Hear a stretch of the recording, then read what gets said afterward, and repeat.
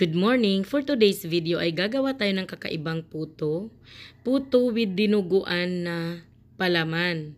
Kasi 'di ba pag kinain yung puto, kadalasan gusto natin merong kamatch na dinuguan. So ngayon pagsasamahin natin dinuguan at puto in one. Ayan, at mag-umpisa na po tayo. Ang gagamitin po natin ay 2 cups ng all-purpose flour.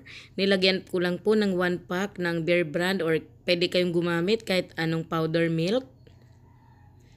Kung wala naman kayong powder milk, yung water pwede nyong i-replace ng iba. Naglagay tayo dyan ng 2 tablespoon ng baking powder. Ayan, 2 tablespoon. At dahil sa meron nga pong dinuguan, hindi ko po ito lulutuin ng kasing tamis ng kagaya ng ordinary puto na ginagawa ko. Kaya instead mo na 1 cup na sugar ay 1/2 cup lang po ang ilagay natin na sugar. Brown sugar po yan ulit kasi wala tayong white sugar ngayon. So, maglagay po ako ng 3 tablespoon ng vegetable oil, pero kahit ano naman ay pwede mong gamitin kahit anong oil. Pwede na rin po yon. So, maglagay na rin po ako dito ng 2 cups ng water. Again po, kung gusto nyo yung water i-replace nyo ng iba, pwede po yon. Pagkatapos, ay haluin lang natin ito ng dahan-dahan. Hindi ganon kabilis, hindi ganon kagigil na paghalo. Mukha lang po yan mabilis kasi pinas-forward ko. Pero gentle lang po yung paghalo natin. Hindi ko nga po pala sasalain itong aking mixture ngayon. I-make sure lang natin na nahalo natin ng maayos na wala na po tayong makita na masyadong buo-buo dito. So, haluin lang natin, wag lang kayong maiinip kasi mabilis lang naman po itong natin ngayon, itong vlog natin ngayon. Ayan. Di pa po ako tapos maghalo. Kung nakikita nyo, marami pa siyang buo-buo. Ayan, tuloy pa rin natin. So, hindi po ganun kalakas yung paghalo ko dyan. Gentle lang yan. Mukha lang siyang napakabilis kasi naka-fast forward po yung ating video. So, di rin po ako naglagay dito ng egg. Di na tayo naglagay ng egg. Pero kung gusto mo pong maglagay, ay pwede ka pong maglagay ng 1 hanggang 2 itlog. Ay ayos naman po. Hindi siya makaka-affect sa mixture. Ayan, at nag-assemble na po ako niyan.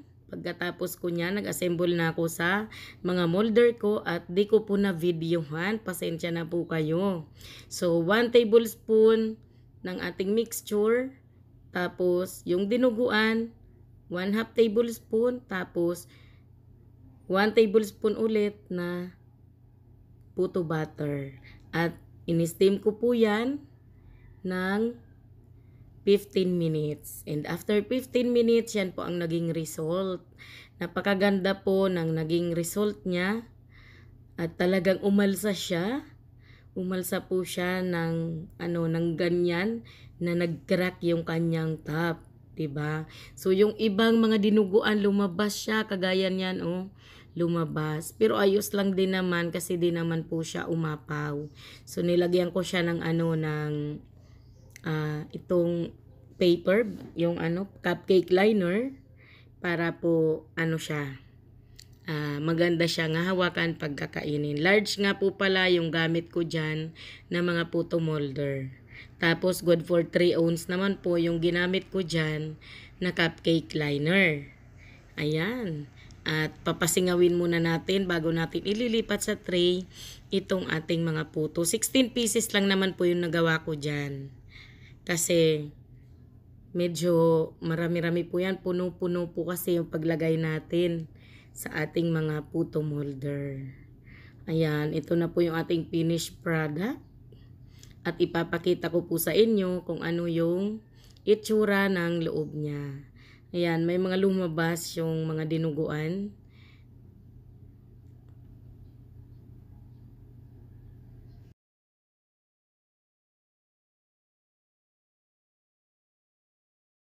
Ito, bubuksan natin itong isa. Ayan, ang puto.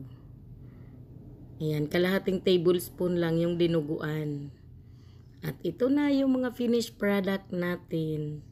Ang dinuguan po 2 in 1. Yan. Thank you for watching po. Salamat po sa lahat ng nanonood ng mga vlogs ko.